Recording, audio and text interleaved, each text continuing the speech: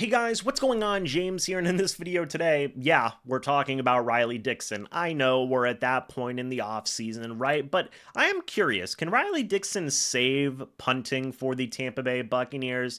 I say this because it's so weird, the Bucs special teams unit. It seems like there's always something going on every few years. Remember whenever it was the kicking problem and the Bucs found their savior in Ryan Suckup and then also found a savior again in Chase McLaughlin after moving on from Ryan Suckup? Well, the Bucs thought they had their answer in a little known guy known as Jake Camarda. Remember Jake Camarda, guys? The Buccaneers took him in the 4th round and things were going really well out of the 22 NFL draft, and he was doing some good work on kickoffs and was able to showcase some really good ability. I mean, for goodness sakes, right? I mean, it was averaging 50.1 yards per punt in 23, 48.8 in 22. The dude was absolutely electric.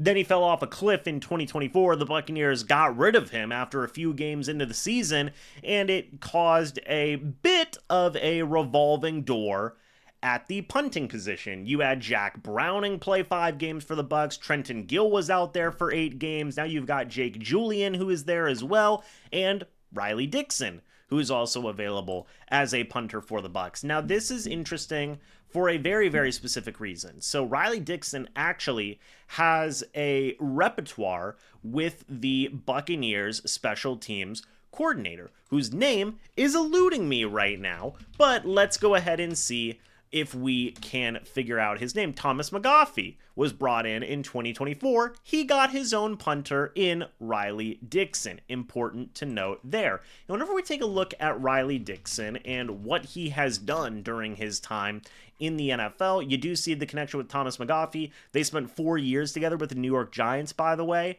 And I am not going to say I'm hesitant with Dixon, okay, because the average for his career is 49.5. I know we're looking at yards per punt averages at this point, guys, but just roll with me. 45.9 yards per punt. He's been in the league forever, which is important to note as well. I mean, he's had a very, very healthy career, a 9-year career in this league, so he's had to stick around for some reason, right?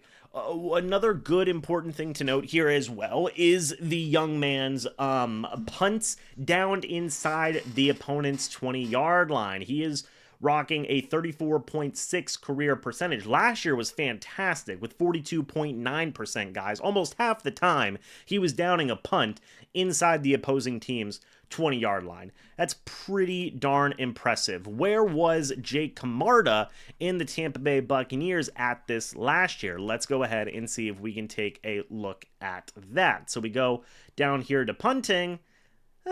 38.5% for Camarda. That's not terrible. Trenton Gill was at 33.3%. A little bit shaky. Jack Browning, I'm sorry, brother. Just didn't work out for you, King. But Riley Dixon, it was better than both of these guys' percentages by a pretty healthy amount in some ways, right? So I am genuinely curious to see what Dixon can do. It's always good to have a veteran punter, in my opinion, rather than, taking a risk on maybe an undrafted guy. I still wish that Camarda would have been the answer. That would have been so awesome. He would have had like a 10-year career in Tampa Bay. Maybe he'll be back somewhere down the line, but it was not the case. But Riley Dixon's the punter right now. We'll see if he can save punting for the Tampa Bay Buccaneers. What do you guys think about Riley Dixon? Let me know your thoughts and opinions about him down in the comments section below. I'd love to hear it.